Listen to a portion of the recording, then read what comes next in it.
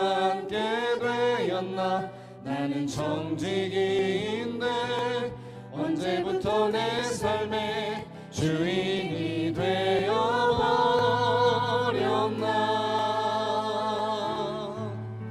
믿음이 없이는 기쁘시게 못하나니 고된 수고도 다 헛될 것이나. 믿음이 없어서 무너진 삶의 모든 자리에 다시 주님을 기다립니다. 주님 제 마음이 주님 제 마음이 너무 둔해서 주님을 볼 수 없습니다. 이 땅에 속하여 이 땅만 보다가 주님 손을 놓쳤으나 나는 나 그대로 왔는데 왜 주저앉게 되었나. 나는 청지기인데 언제부터 내 삶의 주인이 되어버렸나.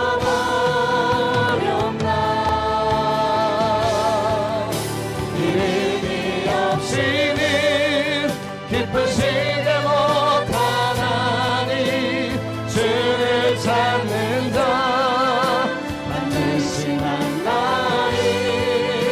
믿음이 없어서 무너진 삶의 모든 자리에 다시 주님을 기다립니다.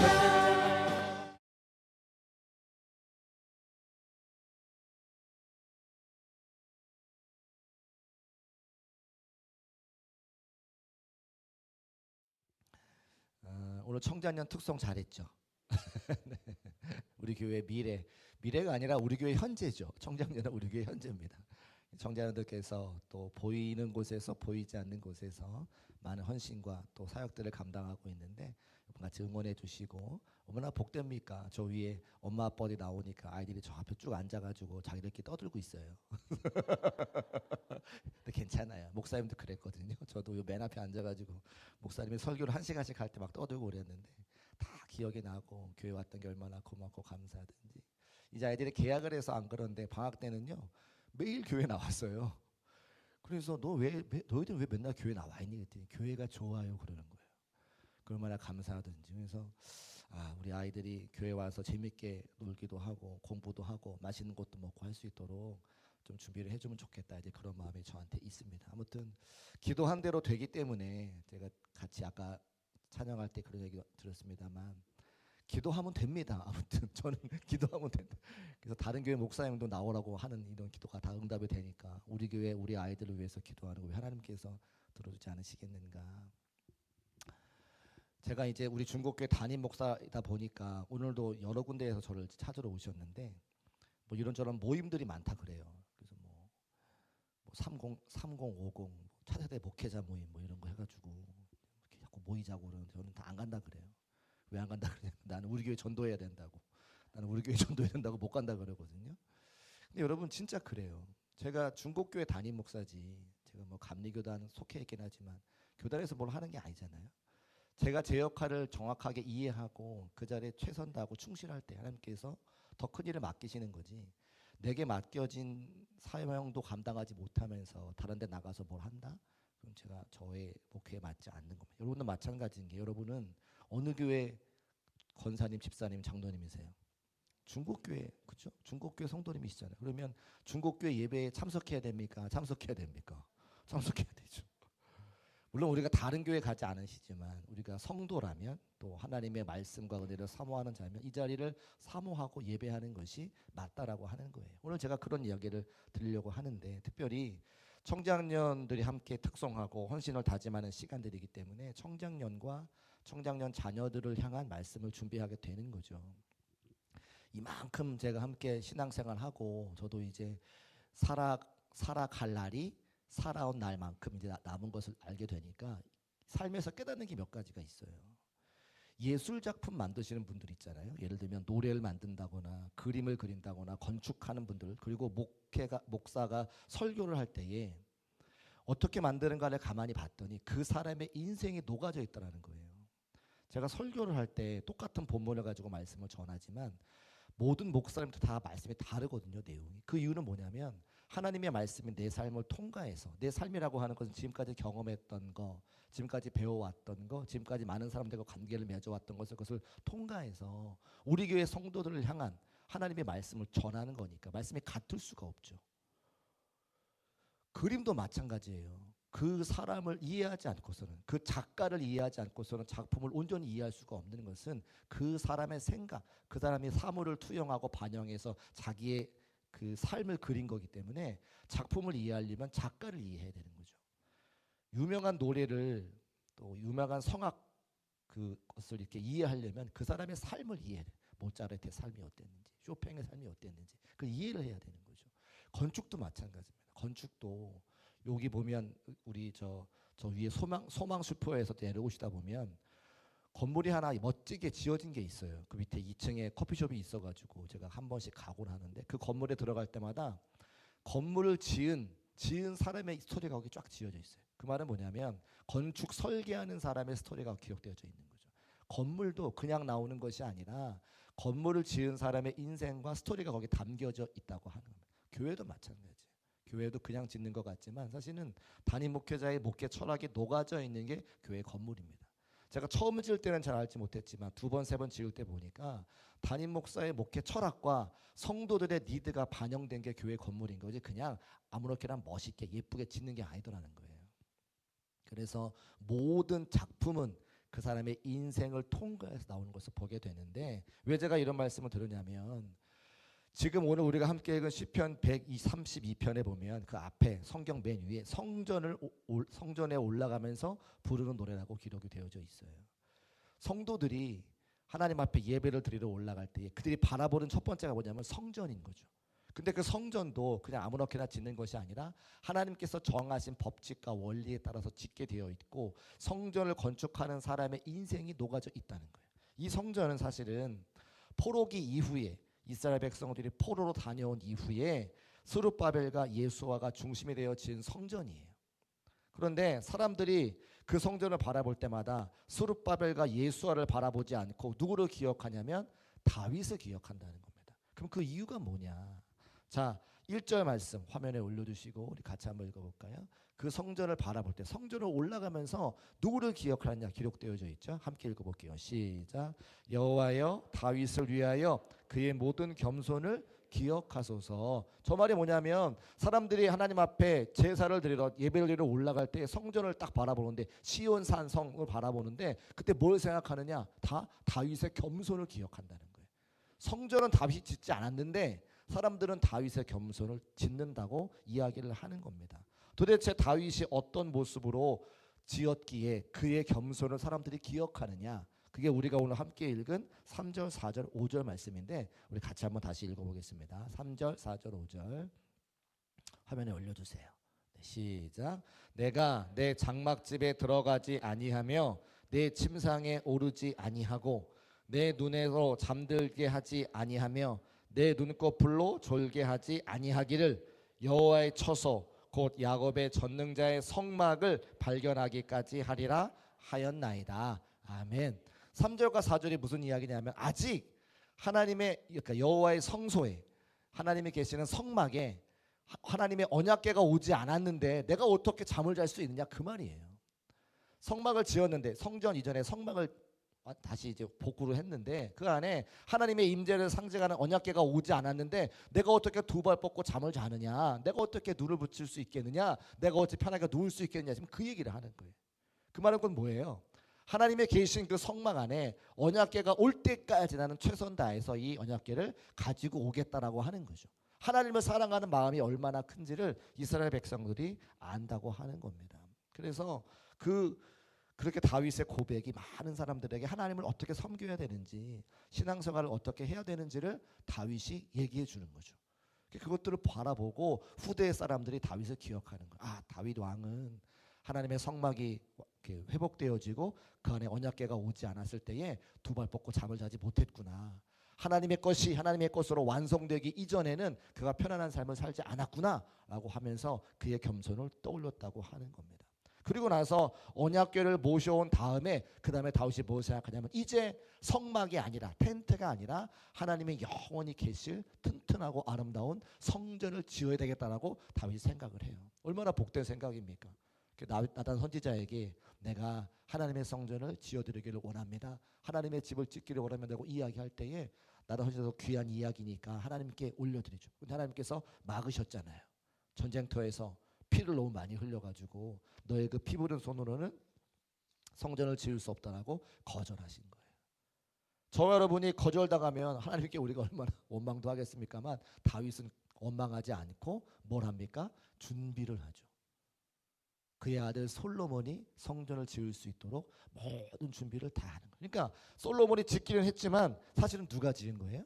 다윗이 지은 거예요. 그 다윗의 겸손을 누가 바라보는 거죠? 후대 사람들이 바라보는 거예요. 성전에 올라올 때마다 수많은 후대 사람들이 솔로몬이 집을 지었지만 또 그 포로식이 다 무너지고 수르바벨과 예수아가 다시 그 성전을 지었지만 그것에 대해서 생각하지 아니하고 다 다윗 왕부터 시작됐던 그 겸손의 마음을 사람들이 생각을 한다는 겁니다. 그럴 때에 하나님께서 다윗에게 뭐라고 말씀하시냐면 앞으로 너의 몸에서 날 자손들이 왕위를 이어갈 것이라고 약속을 해주시는 이른바 다윗 언약을 말씀해 주시죠.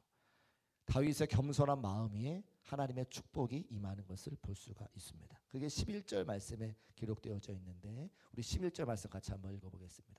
화면에 올려두시고 같이 읽어볼게요. 11절. 네, 제가 읽겠습니다. 여호와께서 다윗에게 성실히 맹세하였으니 변하지 아니하실지라 이르시기를 내 몸의 소생을 내 왕위에 둘지라라고 기록하고 있습니다. 너의 마음에 너의 몸에서 나올 소생을 그 왕위로 영원히 변하지 않도록 하겠다 이제 말씀하시죠. 그래서 다윗의 자손들이 이스라엘 왕국의 왕이 되어지고 그 자손으로부터 예수 그리스도께서 오시는 그런 축복을 받은 것을 우리가 다 알고 있습니다. 그러니까 후대 사람들이 성전에 올라올 때마다 다윗의 겸손 그리고 솔로몬이 짓고 후대 사람들이 그것을 바라보는 것을 기억을 하는 거죠. 제가 이 20편의 말씀 묵상하면서 우리 청장년 성도들이 생각이 나는 거예요. 제가 새벽을 깨워서 2월 마지막 주에 아이야 기도회를 하지 않습니까? 아이야 기도회를 하는 이유는 한 가지죠. 우리 사랑하는 자녀들이 그 부모님들의 기도하는 모습을 본받기를 원하는 겁니다. 근데 아이야 기도는 우리는 이제 한 주간을 하지만 여기 우리 강 건너가면 명일동인가요? 거기에 명성교회에서도 새벽 기도를 해요. 근데 거기는 40일을 하거든요. 근데 아이들이 다 나와요. 그러면 아이들이 얼마나 피곤합니까? 그래서 30일쯤 지나면 아이들이 다 코에 뭐 하나씩 꽂고 와요. 휴지를 꽂고 와. 코피가 나는 거예요, 애들이. 그래도 엄마들이 들쳐업고 와서 그 아이들을 그렇게 기도하는 자리에 데리고 오죠. 김사만 목사님 다 아시겠지만 명성교회가 굉장히 작았습니다. 근데 그 교회가 막 부흥하고 성장했던 이유는 저는 한 가지라고 생각을 하는데 그렇게 온 성도들이 함께 모여서 기도했던 기도의 원동력이 쌓여서 그 교회에 하나님께서 큰 은혜를 주신 거죠. 저는 같은 마음을 품고 아이야 기도회를 시작을 했어요. 전에 있던 교회에서도 제가 만들어 시작을 했고 그 교회 여전히 지금도 하고 있습니다. 또 이번에 우리 교회에서도 제가 부임해서 계속해서 아이야 기도할 거고 제가 평생 있는 동안 우리 중국교회 있는 동안 계속 할 겁니다. 아이야 기도의 이유는 뭐예요? 사랑하는 자녀들이 엄마 아빠의 신앙을 바라보면서 우리 중국교회에 올라올 때마다 그 부모님의 겸손과 부모님의 순종과 부모님의 기도를 바라보기를 원하는 거예요. 그런 가정과 가문 되시기를 주님의 이름으로 축복합니다. 그것 때문에 하는 거예요. 그것 때문에. 그래서 우리도 신앙생활 잘하는 것은 물론이요. 우리 사랑하는 자녀들의 삶에도 그 부모의 겸손을 바라볼 때마다 중국교회에 올라올 때마다 중국교회 예배할 때마다 이곳에서 우리 어머니 아버지가 어떻게 신앙생활하고 눈물을 흘리고 헌신했는지를 우리 자녀들이 기억하는 것.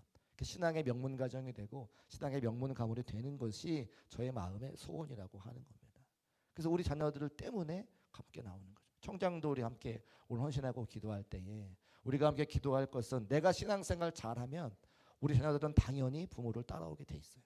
그래서 자녀를 위해서 내가 신앙생활 하는 것이 아니라 나를 위한 신앙생활을 열심히 할 때에 우리 자녀의 신앙생활도 하나님께서 보증해 주시는 거니까 여러분 모두에게 하나님의 특별한 은혜와 능력이 함께 하시기를 주님의 이름으로 축복합니다. 그게 바로 다윗의 겸손이라고 하는 거죠. 그리고 나서 제가 출애굽기 말씀을 묵상하면서 한 가지 제가 그동안 알지 못했던 말씀이 하나 깨달아졌어요. 아이야 기도의 뜻이 뭡니까? 아브라함, 이삭, 야곱, 그죠? 그 아이야 기도의 줄임말은 아브라함의 하나님, 이삭의 하나님, 야곱의 하나님이 우리 자녀 하나님이 되기를 원한다고 기도하는 거였는데 제가 그렇게 타이틀을 걸고 기도를 하다가 하나 놓친 것이 있구나 제가 알게 됐어요. 무슨 이야기냐? 자, 출애굽기 3장 6절 말씀 같이 한번 읽어볼게요. 시작. 또 이르시되 나는 내 조상의 하나님이니 아브라함의 하나님, 이삭의 하나님, 야곱의 하나님이라. 모세가 하나님 배웁기를 두려워하여 얼굴을 가리매. 자, 이 장면이 지금 뭐냐면 하나님께서 모세에게 당신을 소개하시는 거예요. 나는 누구다라고 말씀하시는 거죠. 통성명하는 겁니다. 그런데 저는 지금까지 이 말씀을 볼 때에 그래 아브라함의 하나님, 이삭의 하나님, 야곱의 하나님이야. 나는 너의 조상의 하나님이야 라고 하나님께서 말씀하시는 것으로만 그냥 이해하고 끝났는데 조금 더 말씀 묵상해 보니까 하나님께서 살짝 모세의 마음을 이해하시고 모세의 마음을 비트시는 거예요. 무슨 이야기냐? 지금 모세와 이스라엘 백성들은 430년간 종살이한 상태에서 하나님 만난 겁니다. 430년간 종살이할 때에 이스라엘 백성 하나님께 기도했을까요? 기도했을까요? 뭐라고 기도했을까요? 살려달라고. 우리 이 노예 생활 너무 힘드니까 그만하게 해달라고 분명히 기도했을 겁니다. 부르짖었을 겁니다. 근데 응답을 안 해주셨어요. 그러니까 430년간 종살이 했죠. 응답하셨으면 출애굽해야 되는데 430년간 하나님은 침묵하신 거예요. 그러면 그냥 뭐 한 달 기도 응답 안 되고 2달 기도 응답 안 되고 1년 기도 응답 안 되는 것하고는 비교도 할 수 없을 만큼 얼마나 많은 세대를 지나서 이스라엘 백성들의 기도에 침묵하시는 하나님을 그들이 경험했을 거예요. 그러니까 그들은 그래 하나님은 아브라함의 하나님이시지, 이삭의 하나님이시지, 야곱의 하나님이시지, 우리 조상의 하나님이시지, 그런데 내 하나님은 아니야 라고 생각을 한다는 거예요. 왜? 기도 응답이 없으니까, 경험하지를 못했으니까. 하나님께서 모세의 그 마음을 아시고 말씀하시는 거예요. 나는 네가 생각하는 것처럼 아브라함의 하나님, 이삭의 하나님, 야곱의 하나님이야. 그래 너는 내 하나님이라고 생각은 하지 않았지라고 되물으시는 거죠. 그런 맥락에 담겨져 있더라고요. 왜냐하면 7절을 보니까 뭐라고 말씀하시냐면 7절 같이 읽어볼게요. 시작. 여호와께서 이르시되 내 백성의 고통을 분명히 보고 그들이 그들의 감독자로 말미암아 부르짖음을 듣고 그 근심을 알고. 자, 그렇게 아브라함의 하나님, 이삭의 하나님, 야곱의 말씀하신 다음에 또 뭐라고 말씀하시냐면 곧바로 이어서 세 가지 동사를 말씀하시는데 내가 분명히 보고 듣고 안다 말씀하시죠. 근데 이 보고 듣고 안다의 이 시제가 뭐냐면 현재 분사라고 해서 과거부터 지금까지 계속적으로 이어져 온 행동을 말하는 거예요. 하나님은 아브라함의 하나님이시지만 나의 하나님은 아니었어요. 하나님은 이삭의 하나님이었지만 나의 하나님은 아니에요. 야곱의 하나님이지만 나의 하나님은 아니라고 말하는 그 모세에게 아니 나는 네가 태어나기도 전부터 이스라엘 백성들이 430년간 종살이하는 바로 그때부터 지금까지 내가 모두 다 듣고 보고 알고 있던 하나님이야라고 말씀하시더라는 겁니다. 제가 이 말씀 가만히 묵상하면서 그래 우리 자녀들이 기도하는 자리에 나오지 않으면 할머니 할아버지가 이야기했던 그 하나님, 엄마 아빠가 이야기했던 그 하나님이 우리 부모님의 하나님일 수는 있지만 나의 하나님은 아닌 될 수가 있겠다는 거예요. 그래서 우리가 함께 신앙생활하는 그 시간에 얼마 되지 않은 짧은 시간에 우리 자녀들에게 나의 하나님이라고 고백할 수 있도록 우리가 함께 예배 자리에 같이 데리고 오고 함께 헌금하는 훈련도 시키고 기도하는 훈련도 하지 않으면 그들이 어느 순간 모세와 같이 우리 조상의 하나님이라고는 얘기할 수 있지만 나의 하나님이라고는 마음속에 생각하지 않는 그런 때가 올 수도 있겠구나라는 위기감이 저에게 있더라고 하는 거죠. 사실은 그것 때문에 수많은 부모님들이 지금도 눈물을 흘리고 계시죠. 그래서 시간이 많지 않습니다. 우리 청장년 여러분, 시간이 많지 않습니다.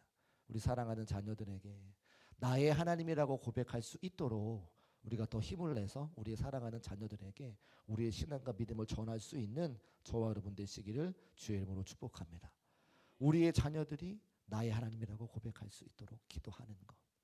그리고 사랑하는 청장들의 사랑하는 자녀들이 교회로 올라올 때마다 우리 부모님의 헌신과 부모님의 기도를 떠올리게 하고 우리 부모님이 믿었던 그 하나님이 나의 하나님이라고 고백할 수 있는 모든 신앙의 명문 가정, 명문 가문 되시기를 다시 한번 주님의 이름으로 축복합니다.